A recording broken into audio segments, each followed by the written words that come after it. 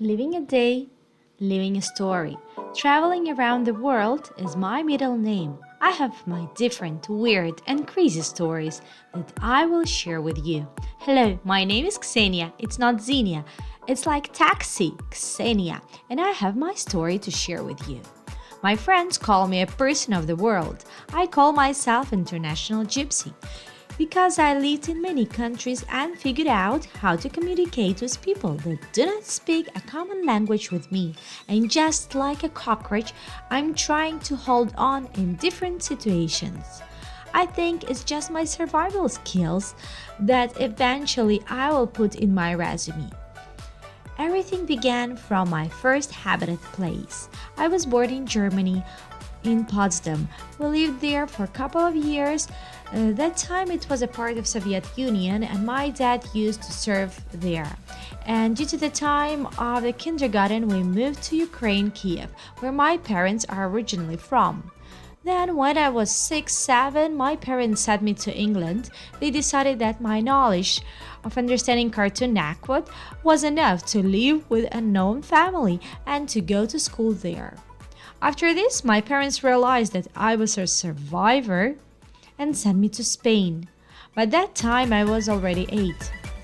It was harder because Spanish people do not speak English at all. So that time I learned how to play charades. Until now, it is my favorite game. I can go even to Olympics to play it. When I needed something, I was always showing that I need it, and that's it. Anyhow, after this, I learned Spanish. That family started inviting me more and more to visit them. For real, the more languages you know, the more doors you can open, or windows, or you can go through some cracks. You can also gossip with other people. Okay, this is also another story. This is our actually European reality. Was a time when I briefly spoke German. Okay, more than briefly. I was planning to get my master's in law in Freiburg. And I also went to learn French, to watch French movies. This all helped me after was learning Portuguese. I was traveling in my early 20s around Europe and enjoying so many cool entertainment, parties, vernissages, this word, vernissages, shows and events. But unfortunately, after years of not using some of the languages, you just tone them up. I mean, the muscle is not functioning anymore. Like the brain, yes, the muscle. It becomes like a golf ball, not bouncing anymore, unfortunately. Profound skill of charades helped me to survive 3 years of China life. I moved there when I was 26.